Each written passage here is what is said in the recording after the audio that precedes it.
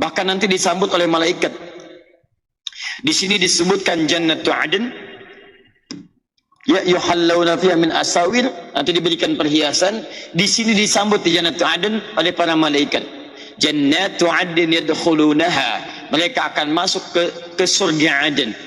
Ya, kemudian siapa yang ikut dengan mereka? Wa man salaha min abaihim, bapak-bapak yang soleh ditarik oleh dia. Ayo Pak, ikut ke surga. Wa azwajihim, pasangan-pasangannya. Kalau istrinya penghafal Quran, suaminya soleh ditarik oleh istrinya. Kemudian wa dzurriyyatihim, atau sebaliknya, wa dzurriyyatihim, keluarganya, anak cucunya, dibawa semua masuk surga bersama-sama. Dan ketika masuk surga disambut oleh malaikat. Wal malaikatu yadkhuluna min kulli babin, malaikat menyambut di setiap pintu surga, lalu mengatakan pada mereka, salamun alaikum bima sabartum, selamat bisa masuk surga. Ayo, kalian telah sabar selama di dunia. Orang sabar dalam urusan dunia, kamu sabar dalam urusan akhirat. Orang sabar dekat pada Al-Quran, kamu sabar dekat pada Al-Quran. Orang sabar dalam maksiat, kamu sabar dalam taat. Demi Allah saya katakan, kalau Anda tidak menggunakan sabar pada tempatnya, Anda kehilangan peluang karena sabar digunakan oleh pelaku maksiat juga. Pelaku maksiat bisa sabar, masa Anda orang taat tidak sabar? Sekarang orang maksiat aja sabar Pak. 3 orang pencuri, 1 pimpinannya, 2 anak buahnya, yang kedua terakhir dia baru magang nyurinya. Begitu mau mencuri motor agak lambat sedikit, bos agak susah nih, sabar, terusin aja, sabar, terusin aja. Orang nyuri masih sabar, masa antum mau taat tidak sabar? Lihat orang maksiat sabar, orang korupsi sabar, menggunakan sabar pada tempat yang salah disebut dengan zalim. Kenapa antum ahli takwa, ahli taat, ahli dakwah tidak sabar? Sabar. Sabar mengantarkan Anda ke surga. Sabar mendekatkan Anda dengan Allah. Innallaha ma'as sabirin. Orang sabar dapat berita gembira. Wa basyyiris sabirin. Orang sabar masuk surga. Salamun alaikum bima sabartum. Fa nikma uqbad dar. Inilah nikmat terindah dalam kehidupan. Silahkan. Nih. Kemudian hadisnya untuk motivasi, hadis riwayat At-Tirmidzi. Nomor hadis 2910, 2915, 2920. Kita ambil juga di Ibnu Majah keistimewaannya. Nomor hadis 215 dari Anas bin Malik, dan di Al-Bukhari ya riwayat Utsman bin Affan radhiyallahu taala anhu, nomor hadis 4739. Ya. Sudah? Bismillah. Yuk kita mulai dengan cepat. Saya cuma punya waktu 10 menit lagi ya. Sekarang jadi 9 menit. Fokus. 1. Allah menyampaikan 4 kali di satu surah. Surah ke-54 ayat 17, ayat 22, ayat 32, ayat ke-40. Jika Allah menyampaikan sekali, maka cukup bagi kita meyakininya. Karena setiap yang Allah sampaikan pasti benar. Tapi rumusnya, jika Allah menyampaikan lebih daripada sekali, itu artinya ingin meyakinkan kita, bahwa apa yang disampaikan ini sangat penting bagi kita dan dikuatkan kita untuk mendapatkannya. Saya katakan begini, tadi kan Anda tolong Ustadz bacakan sampai 3 kali. 3 kali, sekali belum dengar wajar, 2 kali belum yakin wajar, 3 kali belum yakin juga, butuh berapa kali lagi? Nah ini Allah yakinkan sampai 4 kali supaya kita yakin. Apa yang ingin diyakinkan oleh Allah? Perhatikan baik-baik. Walaqad yassarnal Qur'ana lidzikri fahal min muddakir. Sungguh kami telah mudahkan Al-Quran lidzikri, untuk diingat, untuk dihafalkan. Fahal min muddakir, maka adakah di antara Anda yang ingin mengingat, menghafalkannya? Maka kaidah pertama dalam Al-Quran, jika Anda ingin menjadi ahli Quran, ingin hafal Quran, maka Anda tidak boleh bertentangan dengan ayat ini. Apa itu? Hadirkan keyakinan dalam benak kita, dalam jiwa kita, bahwa Al-Quran itu mudah. Mudah. Anda yang menganggap hafalan Quran sulit, maka Quran tidak akan hadir dalam jiwa Anda. Karena janji pertama dari Allah Subhanahu wa Ta'ala, yakinkan pada diri Anda menghafal Quran itu mudah. Mudah, mudah, mudah. Di setiap Anda mendapati ingin momentum untuk belajar, lihat mushaf, mudah. Mau belajar, mudah. Menghafal, mudah. Tanamkan pada jiwa kita, sepanjang Anda bertentangan dengan ayat ini, Anda tidak akan mendapatkan bagian dari Quran ini. Insya Allah, mudah, mudah, mudah. Mana mushafnya? Ini tebal juga ya, Masya Allah, tebal juga ya. Mudah, bismillah, mudah, bismillah, bisa, bismillah, lancar. Saking mudahnya nanti Allah akan tunjukkan banyak hal. Maaf, jangankan yang bisa baca, yang nggak bisa baca, hafal Quran. Mari kita ketemu Fajar, lahir prematur, 1,6 kilo. Sebagian dari saraf terganggu, dikatakan lumpuh otak. Tidak ada yang mustahil bagi Allah. Tunjukkan pada manusia Quran mudah. Yang lumpuh otak, hafal Quran. 3 tahun, hafal Quran. Masya Allah, 4 tahun berjalan, Qurannya lebih bagus. Ada nenek-nenek 82 tahun, gak bisa baca, gak bisa nulis. Masya Allah, diperdengarkan Quran oleh cucunya. Dengar, 2 tahun hafal Quran. Ada perempuan menunggu suaminya itikaf.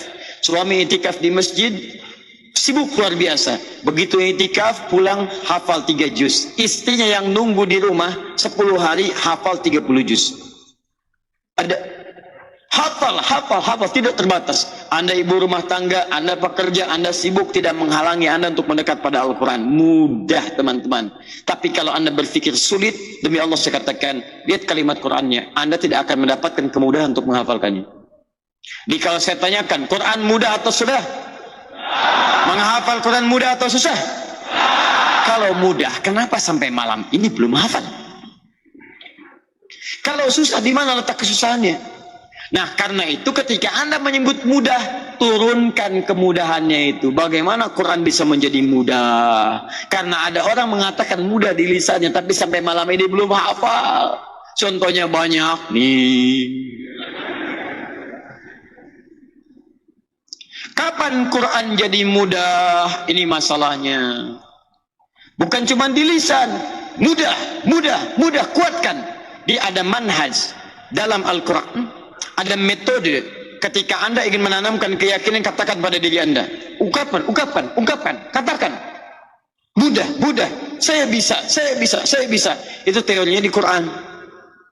Qul, katakan. Jadi bukan cuma mengatakan, tapi kata qala itu bisa mengatakan, bisa yakin, bisa kuatkan keyakinan dengan berkata. Yang praktekkan orang Jepang sekarang. Begitu mau bekerja, kamu bisa. Bahkan bikin permainan benteng Takeshi, kamu bisa. Benar. Ada itu. Saya nggak nonton, ya cuman pernah lihat sekilas gitu kan, ada kamu bisa. Ya Masya Allah. Orang Korea ingin menyusul Jepang, lihat pendidikan di Korea. Ya, dan insya Allah teman-teman di Korea, kita nanti akan berkunjung ke Korea. Insya Allah tanggal 31 kami sampaikan, insya Allah kita bertemu di Korea, kita tanamkan kecintaan pada Quran insya Allah di sana. Sehingga kita tunjukkan cahaya Islam memancar di Korea dengan benih-benih kenikmatan, kebaikan dan kedamaian insya Allah. Ya, tunjukkan Islam yang terbaik, Islam yang damai, Islam yang tentram, Islam yang penuh dengan senyuman, Islam yang solutif. Tayyib, anak Korea dari TK, itu begitu mau masuk kelas, dari keluar mereka ditanamkan di benak mereka, harus lebih daripada Jepang. Sekarang mereka bisa nyusul. Kita yang punya teorinya. Hadirkan, saya bisa. Mudah. Bagaimana Quran bisa jadi mudah? Tidak hanya di lisan, tapi harus diketahui rumusnya. Perhatikan baik-baik. Walaqad yassarna. Dan tunggu kami telah mudahkan Quran semudah-mudahnya. Dalam bahasa Arab ada 2 jenis kemudahan. 1 sahlun, 2 yusrun. Sahlun, yusrun. Sahlun itu artinya mudah, tapi kemudahannya relatif. Ada seorang bisa, yang lain belum tentu. Misal, bahasa Arab mudah atau sulit? Saya ulang, bahasa Arab mudah atau sulit? Mudah. Kalau mudah, saya bicara bahasa Arab dari awal sampai sekarang, sampai terakhir. Tapi ikhwas sekalian, insyaallah nahnu sanwasil insyaallah muhadaratana billaghati al-arabiyyah insyaallah, fa ana sawfa u'abbir baqiyata muhadaratina billaghati al-arabiyyah. Baik. إذا نحن نريد أن نعود إلى القرآن الكريم ونطبق كل هذه الأشياء من الإجراءات ومن النظر.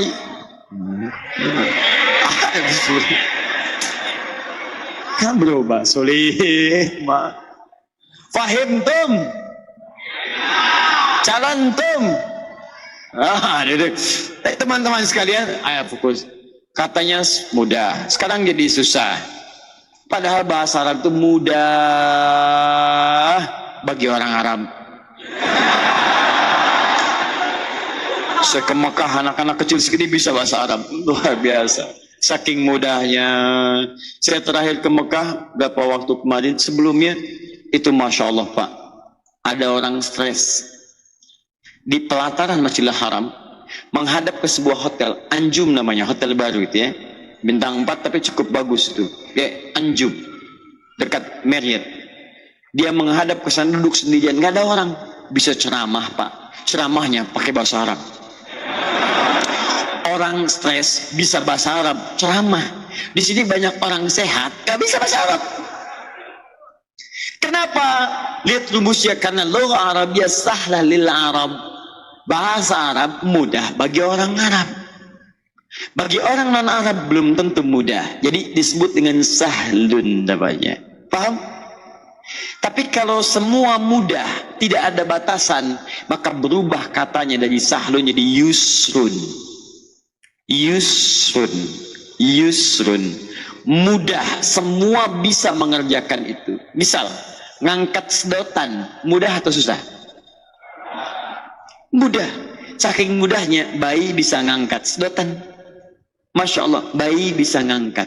Teman-teman sekalian, maaf, anak kecil bisa ngangkat, orang dewasa bisa ngangkat. Wa araf al-basah masas yusrun likulli jami'a. Ngangkat sedotan itu gampang, segampang-gampangnya untuk semuanya. Perhatikan baik-baik, ketika Allah menawarkan tawaran menghafal Quran tidak pernah disebutkan sahlun. Kalau sahlun, walaqad sahallal Quran sahlun, artinya orang ini bisa, yang lain tidak. Tapi menggunakan yusrun, artinya ada harapan bagi kita semua mudah mendapatkan Quran. Anda jangan pernah menyimpulkan dengan faktor yang lain, bagi dia mudah, bagi saya tidak. Tidak. Semua kalangan. Jangan katakan saya sepuh, karena ketika Quran diturunkan usia Nabi 40 tahun, lengkapnya 63 tahun, lengkap 30 juz. Berapa usia para sahabat pada saat itu? Rata-rata ada yang muda, ada yang remaja, tapi bukankah banyak juga yang sepuh seusia dengan Nabi? Jangan jadi alasan faktor tua Anda mengatakan saya sulit mencerna. Dzalikal kitabu la raiba fi hudalin. Masya Allah. Kok susah? Kenapa? Berapa sih usia? 70. Oh, faktor Gak ada hubungan. Gak ada hubungan. Ambil kemudahannya. Bagaimana cara mendapatinya? Perhatikan. Allah hanya berikan kemudahan untuk semua ini hanya pada satu golongan. Pada satu golongan tapi tanpa batas. Siapa golongan ini? Lidzikri. Golongan ahlul dzikr. Zikrun. Ini kata kuncinya.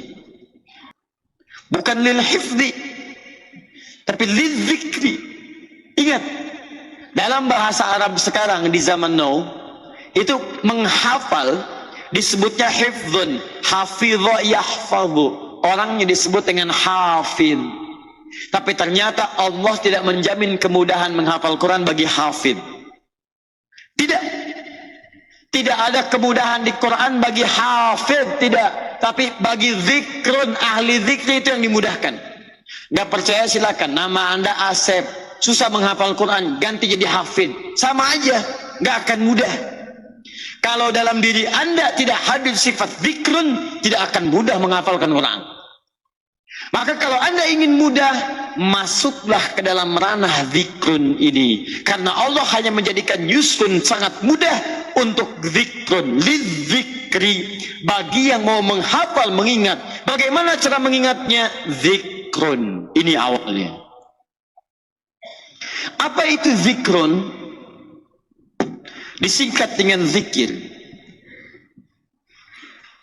Zikir adalah segala aktivitas yang menjadikan kita dekat dengan Allah Subhanahu wa taala. Ingat.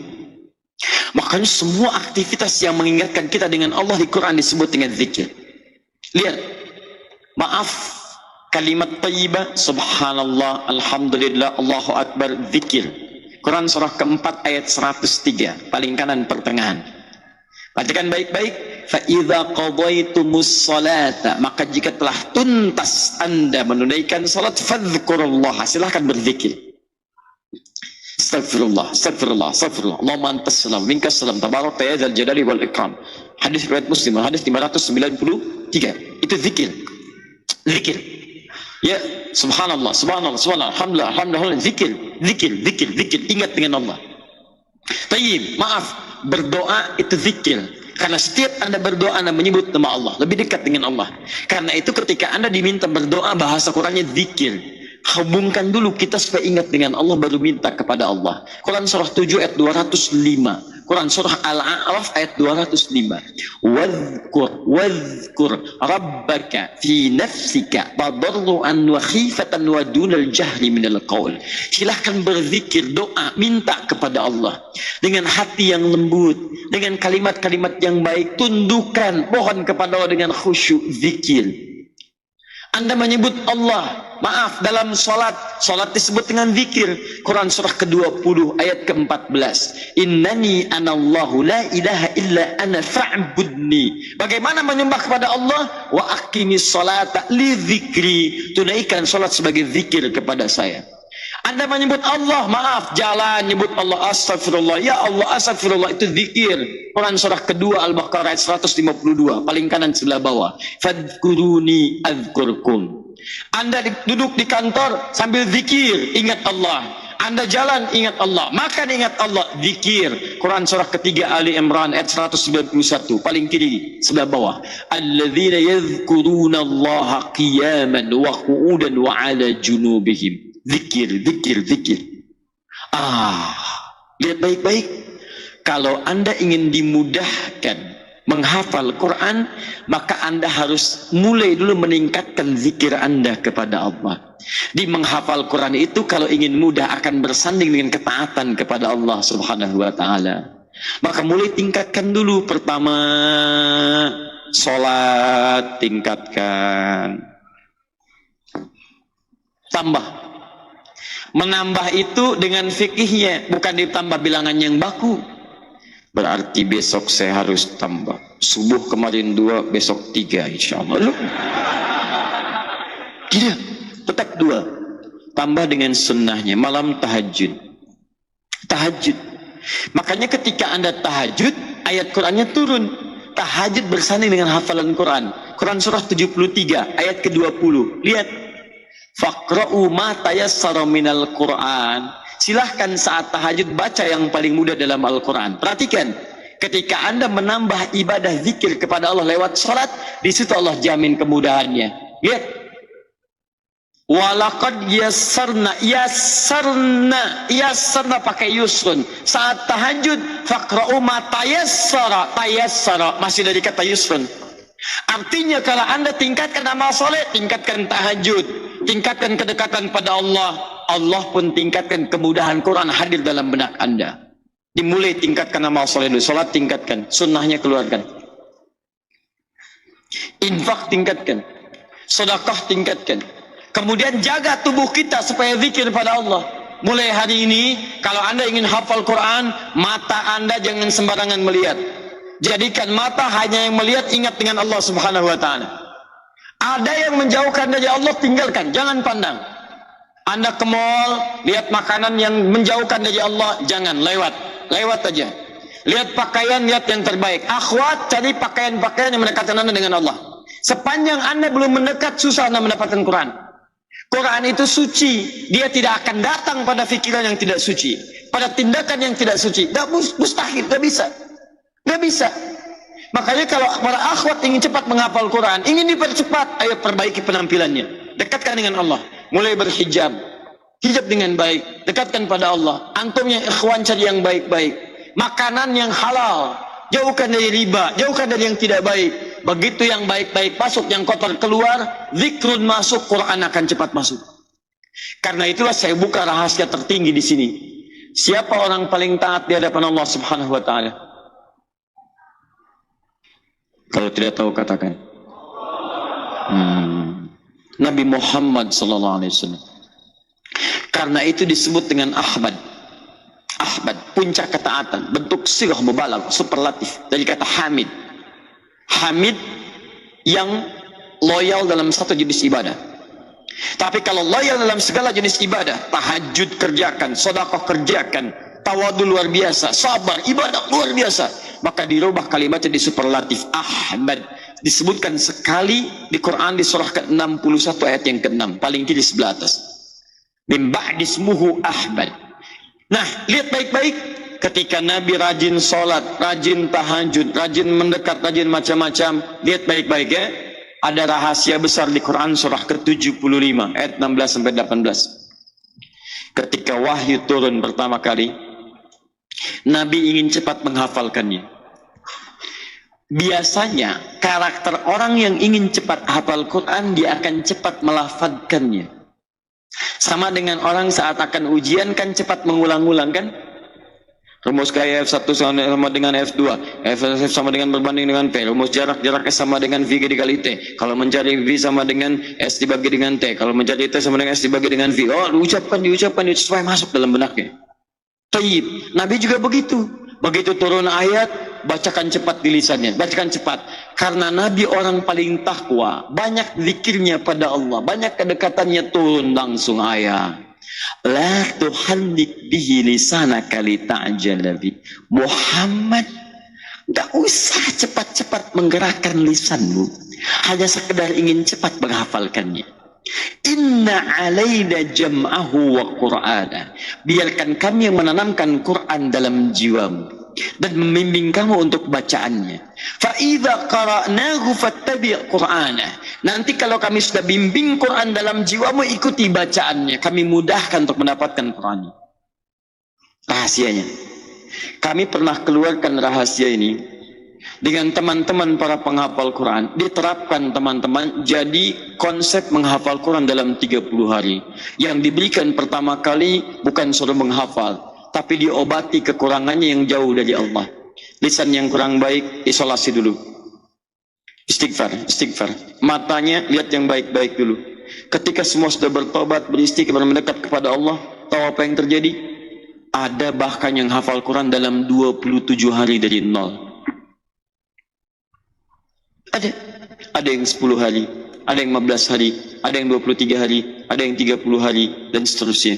Ternyata luar biasa. Ketika seseorang konsisten dengan Qur'annya, meningkatkan zikirnya kepada Allah, ditambah oleh Allah Subhanahu wa ta'ala. Ibu tadi yang saya ceritakan, itu suaminya datang kepada beliau, kerjanya sibuk luar biasa Pak, tapi hari ini dia pengen beda. Ramadan tahun ini, kapan lagi saya mencari akhirat? Sudah banyak kesibukannya. Meninggal, rumah tidak akan menyelamatkan saya. Kendaraan tidak akan mengantarkan saya ke surga. Yang mengantarkan saya ke surga amalan saya. Maka dia bikin rencana, Ramadan tahun ini saya ambil cuti. Cutinya dia susun. Cutinya saat itikaf. Dia nggak ambil cuti dulu, untuk itikaf saya akan ambil cuti. Allahu Akbar. Begitu disampaikan pada istri mendukung. Papa ingin jadi penghafal Quran. Bismillah. Itikaf sekarang, saya akan rencanakan hafal 3 juz. Dia hafalkan sesuai niatnya 3 juz.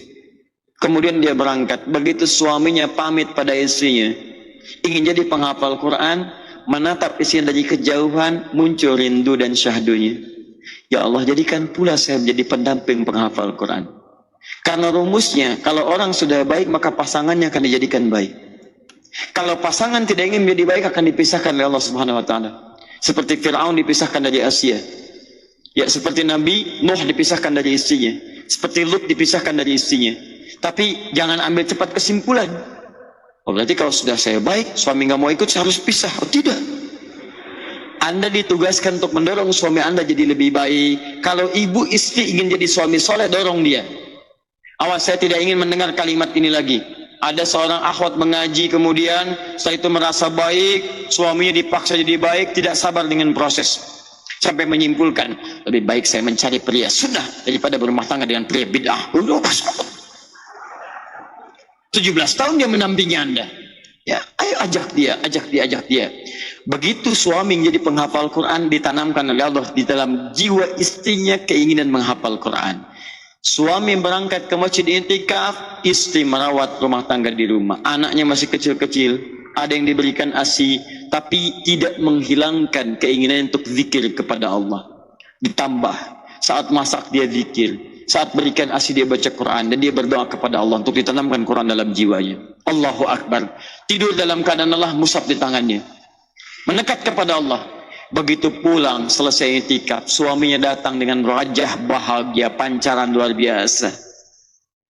Ya Zawji, sayang, hafidhul Quran thalatha ajza. Saya sudah hafal 3 juz yang selama ini gak bisa saya hafal.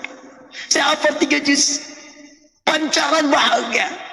Istrinya menyambut, tidak menyampaikan kalimat apapun, dicium. Masya Allah.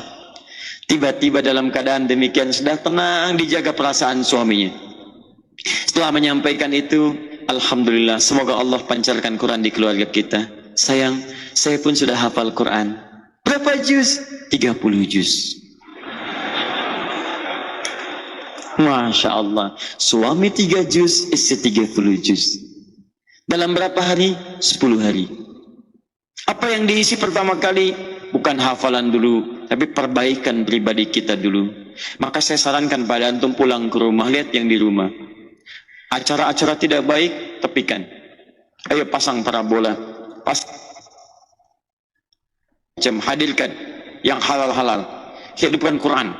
Yang dengar musik boleh ganti sekarang. Quran aja. Beli speaker aktif. Buka Quran. 24 jam setel. Karena ingat, pendengaran kita akan cepat menangkap. Begitu cepat Quran. Insya Allah akan dipercepat oleh Allah Subhanahu Wa Taala. Majalah yang dilihat tepikan, yang ada yang bagus-bagus saja.